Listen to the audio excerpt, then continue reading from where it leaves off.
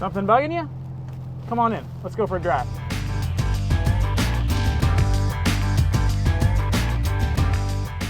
Welcome to episode 3 of What's Bugging You on the Problem of Evil. Before we get started, I just want to show you what I'm looking at. This is my favorite view in Garden of the Gods. Just an overview. You can see the rocks standing up on their end. It's just an incredible, incredible sight. Anyway, all right, so when we talk about the heart problem, this will be a continuation. Remember I said that most of the time, it's not an intellectual issue that we have with the problem of evil, though that's wrapped up in it all, and it's important for us to know and understand there's actually more to it than that. And what I want to do is demonstrate how evil fits in with a Christian worldview. When we ask the question, why did this happen, I want to get at that at least. The first thing I think we need to do is simply to realize, and there's people parking behind me, so I'm gonna crank up and head on down the road here. Something I want us to think about here is this heart problem is a question of meaning and purpose. Like why? Why would God allow this thing to happen or that thing to happen?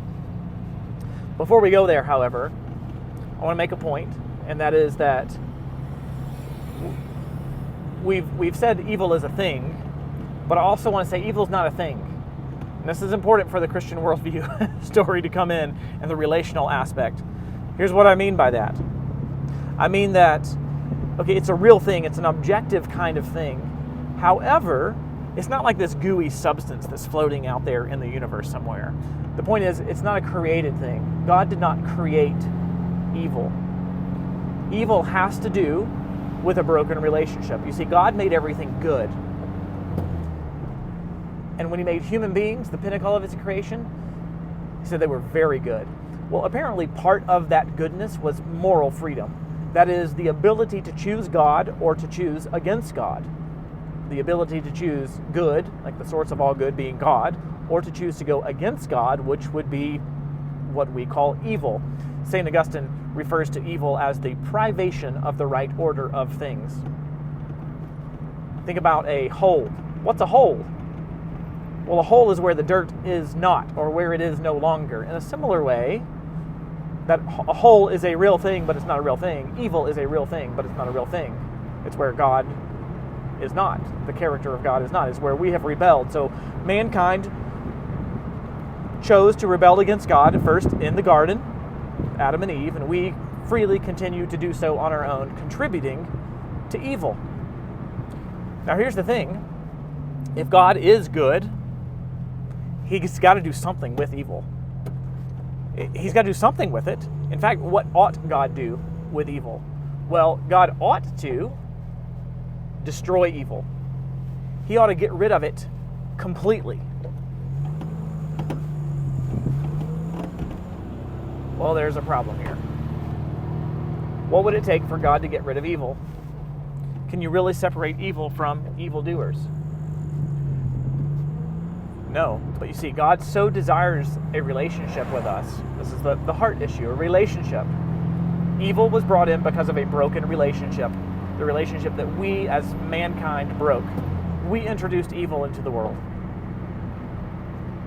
So that's something we have to understand first. Okay, evil is not something that God created, but evil is something that God did allow.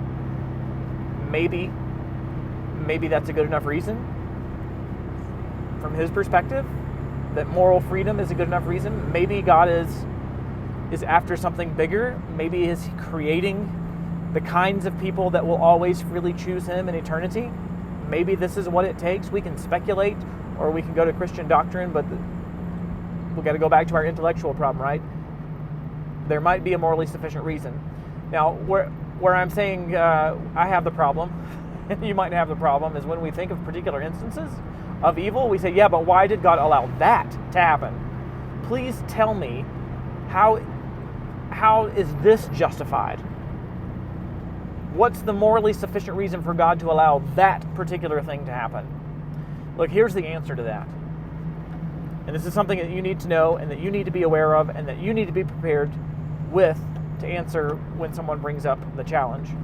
Why did God allow this particular thing to happen? Here's the answer.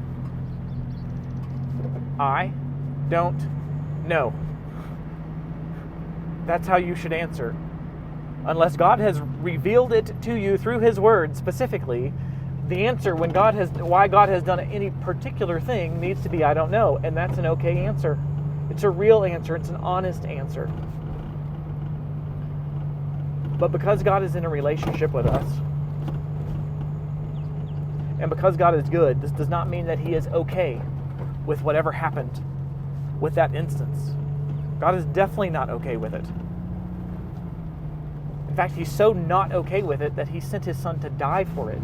He came to suffer so that evil may be no more, so that the relationship that we broke may be restored. I want to pull over here. I just want to read you a quote from Alvin Plantinga really quick. This is so good, I can't say it any better. This is God's relationship to evil. The fact that He suffers along with us. He's not okay with evil. Let me read it to you. It goes like this.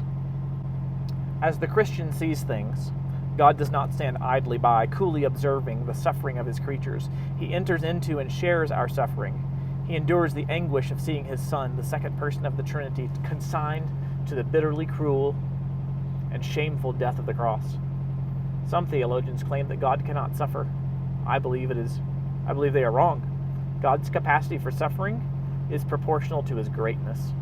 It exceeds our capacity for suffering in the same measure as His capacity for knowledge exceeds ours.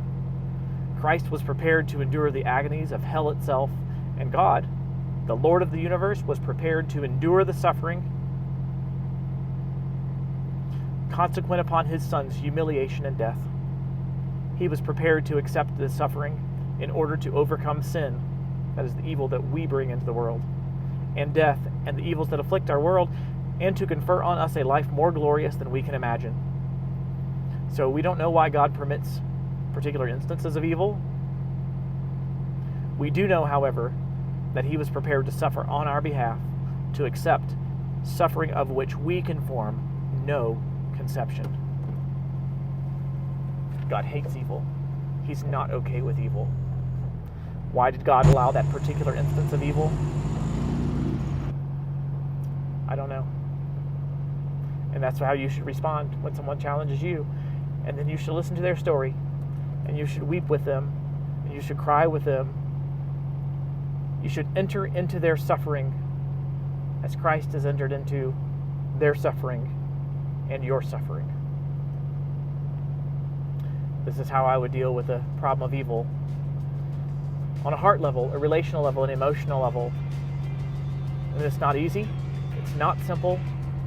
It takes time. It takes relationship.